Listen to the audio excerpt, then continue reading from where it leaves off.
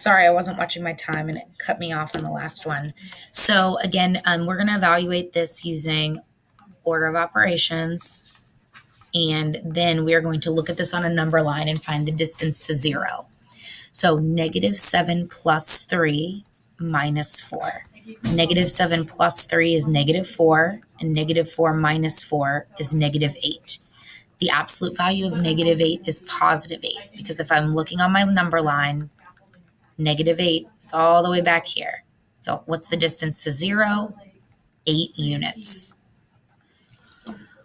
Okay, this is going to be our product rule. So we have 3z to the 4th and 4z squared.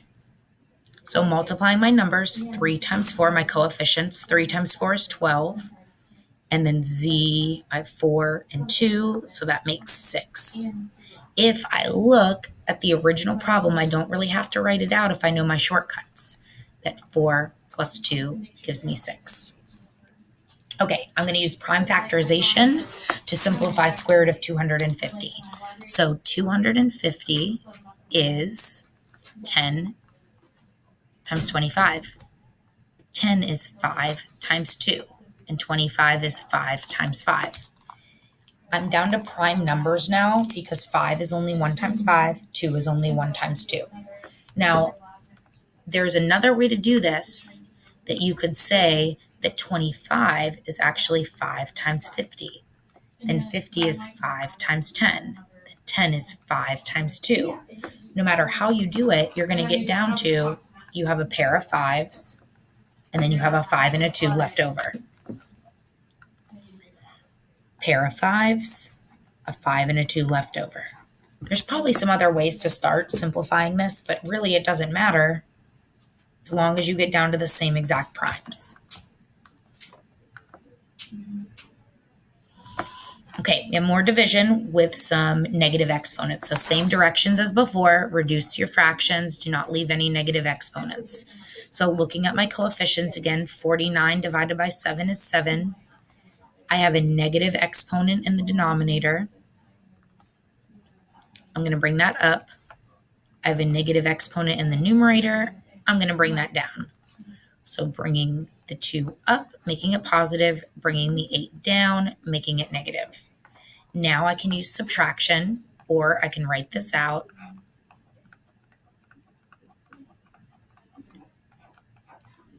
I am left with p to the 6th in the denominator.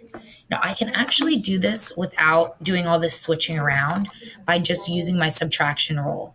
So -8 minus -2 is -8 plus 2, which gives me -6. And that's why these 6 were left down in the denominator. Okay, just a few more. What number should go in the blank? So just like we saw in the last example, we have 3 4s down in the denominator. So where did that come from? How many would we have to have in the numerator so that 3 of them would be left in the denominator? So I know I already have 5. Here's my 5. I want 3 left down in the denominator. So I need some things to cancel out so that 3 are left down here. Well, if I start canceling from where I am, I'm not going to have any left down here. So I actually have to add some down in the denominator to cancel.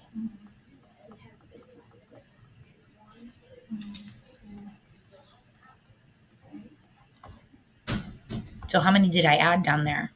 5. I already had 3. So this would have to be a -8. Again, that's not the only way to do it. I can think of it this way. 5 minus 8 is -3.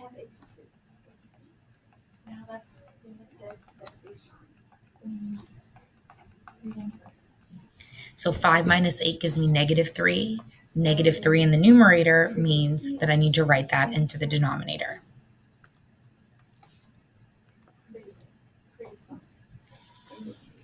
Okay, volume.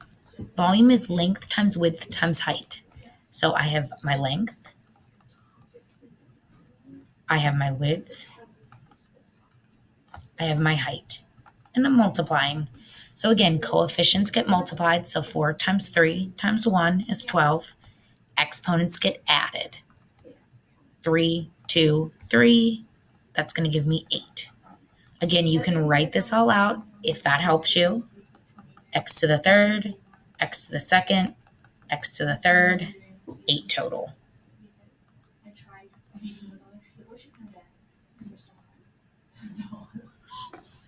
Okay, scientific notation.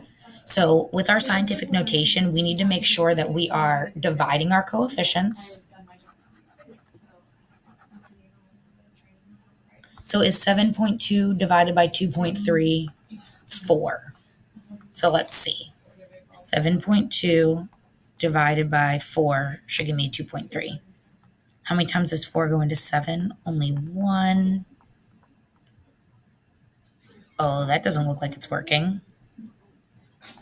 So then I could also do 4 times 2.3, and it should be 7.2. So 4 times 3 is 12, and 4 times 2 is 8, adding the 1. Yeah, that's definitely not it. So that 4 is not right. So Taylor is not correct because that 4 is not right.